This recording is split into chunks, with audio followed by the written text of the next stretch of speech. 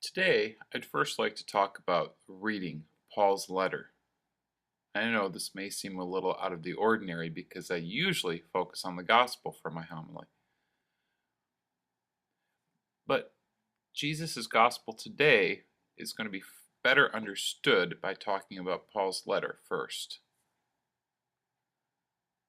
Paul tells us not to follow worldly ways, but to follow God's ways or the will of God, and that the will of God will always lead to good and pleasing and perfect life. When we talk about worldly ways, we talk about the values and views that are opposite to God's plan and His way. Let me give you an example. A worldly view would be that if someone insults you, you insult them back. If someone hurts you, you get even with them. You seek revenge. And that if you forgave that person, you'd be seen as a weak person. However, God's way is quite different than that. God wants each and every one of us to always be kind, even to people that hurt us, to forgive the person who causes us harm. If a person insults us or hurts us, we forgive them. And that's quite powerful and quite the opposite of the worldly view, but that's God's way. If we followed the ways of the world, then for sure we would be causing many more problems to erupt in the world. All we have to do is look at the TV and see on the news the sadness and the people suffering, the wars that are raging, the murders, and it goes on and on and on. But if we follow God's way, God's will, then there are less problems, and there would be less problems because we would be kinder to each other. We can look at a lot of examples throughout history of when we followed worldly ways or when people have followed God's way.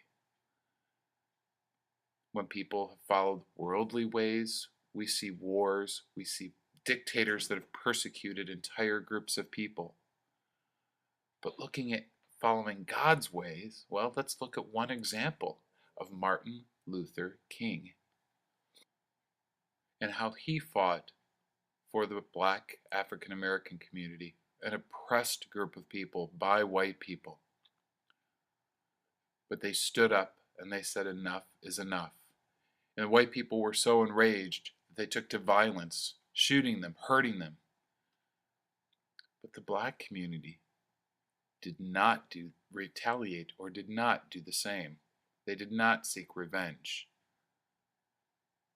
They were peaceful about their protest, and white people looked the fool. People began to understand the plight of the African Americans in the black community, and legislation was passed to protect equal rights. And because of their kindness, it touched people's hearts. If they had sought revenge, then people probably would not have supported them. In today's gospel, Peter wants us to be careful and not follow worldly ways. He wants us to follow God's way.